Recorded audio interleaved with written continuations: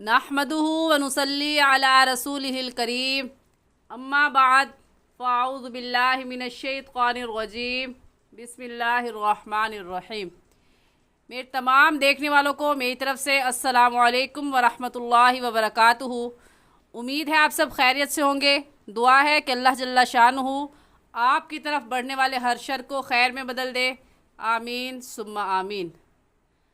आज के सबक में हम सूरतुल लैल पढ़ेंगे। आपसे गुजारिश है कि आप इस सबक को सुने, बार बार सुने और इसको सुनकर अपनी तजवीद की गलतियों को दुरुस्त करें और सदक़े जारिया की नीयत से शेयर भी ज़रूर करें ताकि बाकी सब सुनने वाले भी अपनी गलतियों को दुरुस्त कर सकें और कुरान पाक की सही तरीके से तिलावत कर सकें। और इस शेयर करने की बरकत से आप अपनी दुनिया और आखिरत में ज़ख़ीरा कर सकें, अजर व सवाब कमा सकें। आमीन सुम्मा आमीन। तो पढ़ना शुरू करते हैं। अऊज़ु बिल्लाहि मिनश्शैतानिर रजीम। सूरतुल लैल मक्किय्यतुम बिस्मिल्लाहिर रहमानिर रहीम। वल्लैलि इज़ा यग़शा। तजवीद सही करने के लिए पहला तरीका ये है कि आप आहिस्ता आहिस्ता पढ़ें और दूसरी बात यह है कि मखारिज को अदा करके पढ़ें। मखारिज किसे कहते हैं? जिस जगह से हर्फ निकलता है, अदा होता है, उस जगह को मखारिज कहते हैं। और मखारिज की पूरी तफसील पहली तख्ती जो मुफरदात की है उसमें मुकम्मल बता चुकी हूँ कि अलिफ कहाँ से निकलता है, बा का क्या मखरज है, ता का क्या मखरज है। जानने के लिए आप वहाँ से देख सकते हैं। मुख्तसरन बता देती हूँ कि वाव का मखरज ये है कि दोनों होंठों को गोल करने से वाव निकलता है। तो ऐसे पढ़ा जाएगा वल्लैलि इज़ा यग़शा। ज़ाल नरम हरूफ में से है तो इसे नरमी से पढ़ेंगे। और नरमी से पढ़ने का तरीका कि ज़बान की नोक दोनों दांतों के दरमियान में लाने से ज़ाल निकलता है। जब आप मखरज के मुताबिक लफ्ज़ अदा करेंगी तो आपका लफ्ज़ खुद ब खुद सही हो जाएगा।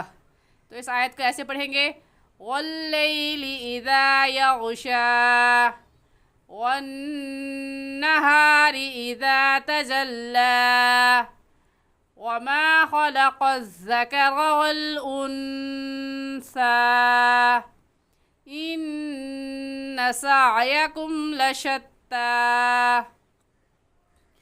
इन्ना पर नून मुशद्दद है और नून मुशद्दद पर हमेशा गुन्ना होता है, इसलिए हम यहाँ पर गुन्ना करके पढ़ रहे हैं। इन्न सअयकुम लशत्ता फ़अम्मा मन अअता वत्तक़ा। फ़अम्मा में मीम मुशद्दद है और मीम मुशद्दद पर हमेशा गुन्ना होता है, इसलिए गुन्ना करके पढ़ेंगे। और मन पर गुन्ना नहीं करेंगे क्योंकि नून साकिन के बाद हुरूफ हल्की हमज़ा हा, आइन हा, गैन खा में से हमज़ा आ गया है।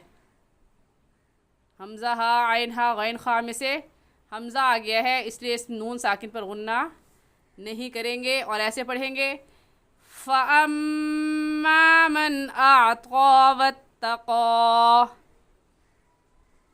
वस्सद्दक़ बिल हुस्ना फसनुयस्सिरुहु लिल युस्रा। हु के ऊपर उल्टा पेश है फसनुयस्सिरुहु में और युस्रा के ऊपर खड़ी ज़बर है।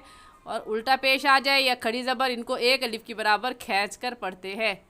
तो हम ऐसे पढ़ेंगे फसनुयस्सिरुहु लिल युस्रा वअम्मा मन बख़िल वस्तग़ना। वअम्मा मन बख़िला में कायदा ये है कि तनवीन के बाद या नून साकिन के बाद बा आ जाए तो वो दोनों मीम बन जाते हैं और उन पर गुन्ना भी होता है। तो कहीं पर ये छोटी सी मीम लिख दी जाती है और कहीं पर नहीं लिखी जाती, तो हम फिर भी पढ़ेंगे।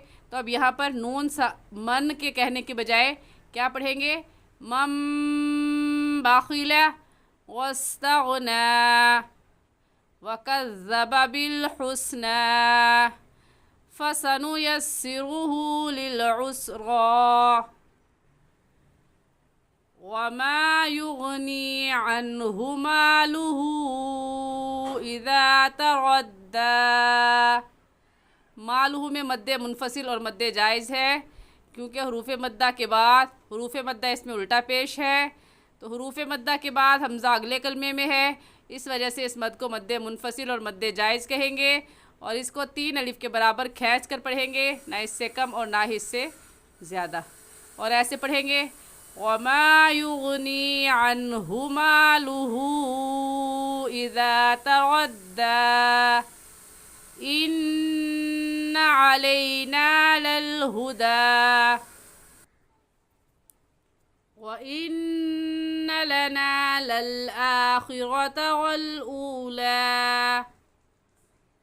फ़अन्ज़रतुकुम नारन तलज़्ज़ा।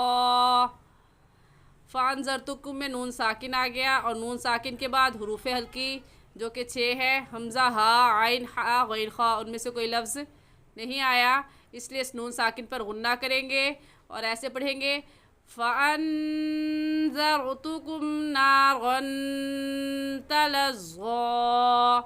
नारन में भी तनवीन के बाद हुरूफ़ हल्की में से कोई लफ्ज़ नहीं है, इसलिए गुन्ना होगा। ला यस्लाहा इल्लल अश्क़ा। अगर मिलाकर पढ़ेंगे तो कहेंगे इल्लल अश्क़ल्लज़ी कज़्ज़ब व तवल्ला।